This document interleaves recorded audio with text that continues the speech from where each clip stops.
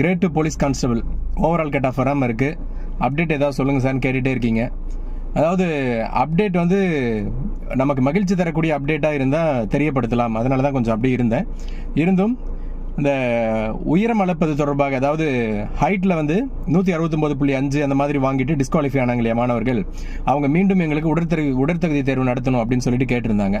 அந்த மாணவர்களுடைய வழக்கு ஏற்கனவே சென்னை உயர்நீதிமன்றத்தில் தள்ளுபடி பண்ணியிருந்தாங்க. ஆனால் மதுரை உயர்நீதிமன்றத்தில் கிட்டத்தட்ட 30-40 பேரை அப்பீல் பண்ணியிருந்தாங்க. அவங்களுடைய வழக்கு கடந்த ஒரு 4 மாதமாக அப்படியே நிலுவையிலே இருந்தது. பாசிட்டிவாக இருந்தது கொடுக்குற மாதிரி. இப்போ நேற்று வந்து அதை தள்ளுபடி பண்ணிட்டாங்க. அது அனைத்து வழக்குகளையும் தள்ளுபடி பண்ணிட்டாங்க. அடுத்து வந்து டிஎன்யூஎஸ்ஆர்பியோட அந்த கிரேஸ் மார்க் கொடுப்பது தொடர்பான அந்த வழக்கு, டிஎன்யூஎஸ்ஆர்பி போர்டு வந்து அந்த கிரேஸ் மார்க் கொடுக்காம ரிசல்ட் வெளியிடுவதற்கு உயர்நீதிமன்றத்தில் பெஞ்சில் வந்து முறையிட்டு இருக்காங்க. அந்த வழக்கு வந்து தள்ளி வச்சுட்டாங்க.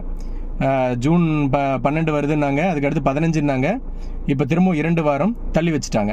அதனால் வந்தப்புறம் தான் அடுத்த அப்டேட் தெரியும். இப்போதைக்கு ரிசல்ட் வெளியிடப்படுவதற்கான சூழல் எதுவும் இல்லை. அடுத்த ஒரு 10 to 15 நாட்களுக்கு நம்ம கிரேட் 2 போலீஸ் கான்ஸ்டபிள் 2ஆம் நிலை காவலர் ரிசல்ட்டை எதிர்பார்க்க முடியாது.